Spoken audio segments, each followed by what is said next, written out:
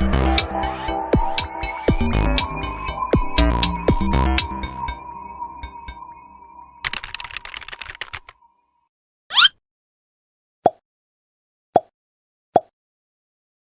여러분 반갑습니다. 김인성의 주식학교입니다. 시장에서 최근 들어서 가장 핫하다고 하는 종목은 아무래도 초전도체 관련 주식이라고 제가 말씀을 드렸죠. 근데 CCS가 어제 또 이슈가 나오기 시작을 하면서 공시가 하나 나왔습니다. 그래서 이 공시 관련돼서 좀 해석을 하고, 그리고 여기에 저의 뇌피셜 한번 설명을 드리면서 지금이 어떠한 상황인지를 좀 간단하게 말씀을 드리도록 하겠습니다. 저도 초전도체가 실체가 있기를 바라는 사람 중에 한 명이에요. 이 CCS 관련주들을 투자해서 그런 게 아니라 초전도체가 실제로 상용화가 된다라고 하면은 성장할 수 있는 산업들이 굉장히 많아서 주식시장에 전체적으로 좋아질 수밖에 없기 때문에 어찌됐든 초전도체가 진짜 상용화가 되고 형체가 있는 그런 재료라고 좀 믿고 있는 편이긴 합니다. 초전도체 관련 주주들이 아니더라도 모든 사람들이 관심을 갖고 있는 그런 테마가 아닌가 그렇게 생각을 하고 있습니다. 어제 공시가 나온 게요, 이제 가처분 명령이 떨어졌습니다. 지금 CCS는 경영권 분쟁 중이라고 말씀을 드렸죠. 이 경영권 분쟁에 대해서 간단하게 설명을 드리면은 원래 최대 주주가 있었고요. 그리고 여기서 변동이 된 게 컨텐츠하우스 210이라는 회사가 최대 주주로 변경이 됩니다. 그래서 여기서 뭐 시비라든지 돈을 엄청나게 빌리면서 주식을 매입을 굉장히 많이 하고 지분을 확보를 하고 있었는데, 그러다가 과기부에서 방송통신법 때문에 과기부의 승인을 받아야지만 최대주주로 등록을 할 수가 있는데 여기서 거절을 합니다. 이게 자본금 자체가 5억 1천만 원짜리 기업이 이제 CCS 최대주주가 돼서 운영을 하겠다, 이런 게 좀 적합성이 맞지 않다, 그런 이유로 과기부에서 거절을 때립니다. 그래서 이 물량이 1350만 주가 있었는데 두 번에 나눠서 반대 매매가 되고, 그거를 받아낸 게 이제 대부업체에서 그 물량을 다 받아내고 이 최대 주주에 대한 공석이 나타났을 때, 그때 퀀텀포트랑 그린 BTS 이 두 기업이 삼자배정 유상증자를 통해서 최대 주주로 등록을 하려고 준비를 하고 있습니다. 근데 이 와중에 이제 퀀텀이랑 그린 BTS 최대 주주로 들어가려고 하는데, 기존에 있던 컨텐츠 하우스 210 얘네들이 경영권 분쟁 신청을 하면서 삼자배정 유상증자를 못하게끔 막고 있는 상황이고요. 그러다 보니까 신주가 나오지 않다 보니 최대주주로 등록 승인을 아직까지 못하고 있는 상황입니다. 그래서 유상증자 대금은 80억을 납입을 한 상황이긴 한데, 이걸 통해서 최대주주 변경 승인 신청을 해야지만 이제 전처럼 컨텐츠하우스 210처럼 반대매매가 터지거나 이제 부적격이 떨어지지 않게끔 준비를 하면서 그린 BTS 쪽으로 방송통신 사업을 진행을 하고 있고요. 그리고 여러가지 밸류체인을 만들기 위해서 퀀텀포트랑 그린 BTS는 다보링크, 아센디오 이런 상장 기업을 통해서 시비를 발행해서 좀 연결고리를 같이 만들고 있습니다. 큰 그림을 그리고 있다라고 제가 말씀을 드렸죠. 근데 여기서 우리가 조금 이상한 게, 원래는 컨텐츠 110이랑 지금 경영권 분쟁이 모두가 한 팀이었거든요. 그리고 여기서 갈라서기 시작을 한 게 과기부에서 승인이 불어가 뜨고 반대매매가 터지면서 최대주주가 공석이 됐을 때 찢어지기 시작을 했습니다.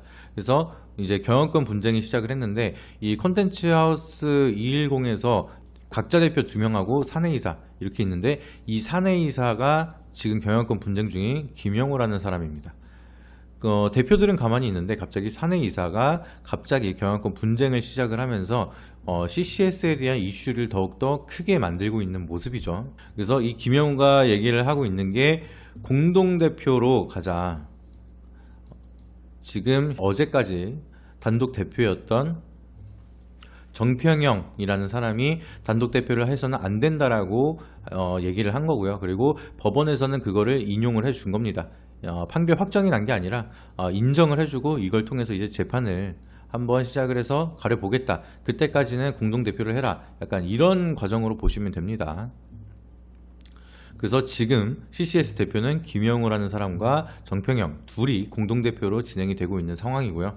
근데 제가 좀 여기서 뇌피셜을 조금씩 넣기 시작을 한다라고 하면은 지금 CCS가 가장 큰 악재가 나오는 건 뭐냐, 지금 경영권 분쟁 뭐 이런 게 큰 악재는 아니라고 생각을 합니다. 원래 경영권 분쟁은 서로 지분 싸움을 하기 때문에 아주 큰 호재로 보는 경우가 많은데, 사실상 이제 이 경영권 분쟁이 계속해서 된다라고 하면은 정평영이라는 사람과 김영우라는 사람이 서로 지분을 확보하기 위해서 장내 매수 계속 하겠죠. 우리가 과거에 SM, 카카오랑 하이브랑 이제 SM을 인수하기 위해서 지분 경쟁을 했을 때 주가가 어마무시하게 상승을 했던 그런 것처럼 이제 장내 매수 효과가 나타나는 게 경영권 분쟁입니다. 근데 지금은 조금 다른 의미의 경영권 분쟁을 보여주고 있죠. 그래서 이게 진짜 경분이면은 또 긍정적인 신호로 볼 수가 있고, 그리고 가장 큰 CCS의 악재는 과기부에서 지금 퀀텀포트랑 그린 BTS를 또 한 번 거절을 했을 때, 그러면은 또 CCS는 공중에 붕 뜰 수밖에 없습니다. 근데 이 공중에 붕 뜨지 않고 그래도 우리는 유상증자를 진행을 하겠다, 그리고 최대 주주로 진행을 하겠다 라고 하면은 과기부에서는 그러면은 니들은 방송을 할 수 없게끔 방송국에 대한 허가를 내주지 않겠다 라고 갈 수가 있겠죠. 만약에 거절이 떤데도 진행을 한다라고 하면은, 그러면은 본 사업 자체가 날아가기 때문에 상장 유지 조건에 불가능한 조건이 될 수밖에 없습니다. 그래서 지금 과기부에 대한 승인이 가장 중요한 거고, 과기부에 대한 거절이 가장 큰 악재다, 그렇게 생각을 하시면 되는데, 그러면은 지금 과기부에서 행정 처리가 떨어졌던 이유를 우리가 또 한번 보시게 되면은, CCS 행정처분을 통해서 유상증자 받았던 지분을 원상복구를 6월까지 해라, 이렇게 떨어졌습니다. 그리고 그 이유에 대해서는 결국에는 과기부가 봤을 때 컨텐츠 하우스랑 퀀텀포트랑 그린 BTS 니네 다 하나가 아니냐, 다 똑같은 놈들인데 뭐가 다르다고 새롭게 신청을 하느냐, 약간 이런 관점으로 반려를 줬다라고 지금 얘기가 나오고 있습니다.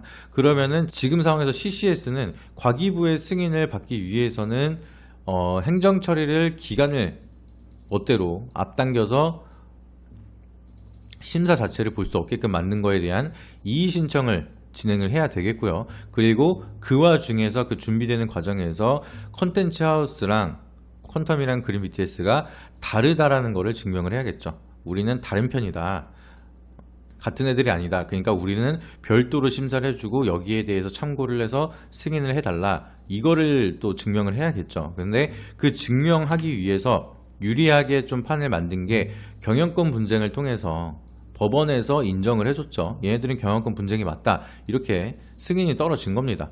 판결이 난 건 아니고, 누가 이겼다라고 얘기가 나온 건 아니고, 너네는 경영권 분쟁이 맞다라고 법원에서 얘기가 나온 거겠죠. 그러면은 과기부한테 이제 소명을 할 수가 있는 게, 너네가 말하는 A랑 B가 같은 사람이라고 생각을 해서 불허를 줬는데, 그러면은 같은 사람끼리 경영권 분쟁을 왜 하느냐, 여기에 대해서 좀 얘기를 할 수가 있겠죠. 그래서 여기에 대한 그림을 그리기 위해서 지금 경영권 분쟁 가처분 명령이 어떻게 보면 우리가 큰 흐름으로 봤을 때는 호재로 볼 수도 있겠다, 좀 이렇게 생각을 하고 있고, 이게 진짜 경영권 분쟁이 맞다라고 하면은 또 지분 확보를 위해서 또 매수를 하면서 주가를 올릴 흐름이 만들어지겠죠. 근데 지금 그림은 약간 이런 식으로 그리고 있는데, 사실 개인적으로 생각했을 때는 한통속이 맞는 것 같습니다. 그냥 다 짜여져 있는 그림대로, 시나리오대로 그냥 가고 있는 느낌이 굉장히 크다, 이렇게 생각을 하고 있고, 어제도 그런 공시를 띄워놓고 나서 시간에 130만 주 하한가로 물량이 쌓여 있는데, 또 장전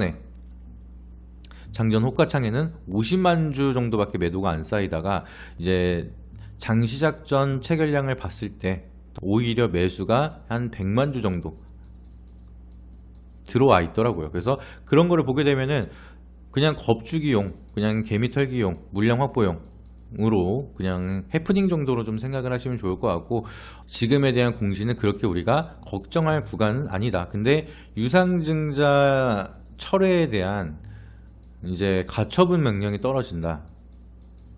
이거는 진짜 악재가 될 수가 있겠죠. 최대 주주가 붕 떠버리니까. 그리고 과기부에서 이의 신청이 안 들어갔다. 이의 신청을 했는데 거절이 떴다. 이것도 진짜 악재가 되는 겁니다. 그래서 지금 나온 거는 악재보다는 그냥 해프닝 정도, 이렇게 생각을 하시면 좋을 것 같고, 진짜 악재는 유상증자 철회 명령, 그리고 과기부에 대한 이의 신청이 결과가 어떻게 될 건지, 이 두 개를 보는 게 가장 중요하다, 좀 이렇게 말씀을 드리고요. 그리고 오늘 같은 경우에는 그냥 시나리오대로 물량을 터는 그런 느낌으로 가고 있다, 좀 이렇게 보고 있습니다. 그래서 CCS 보면은 이렇게 장대 양봉을 세웠을 때 외국인이 230만 주, 220만 주 정도 매수를 했어요.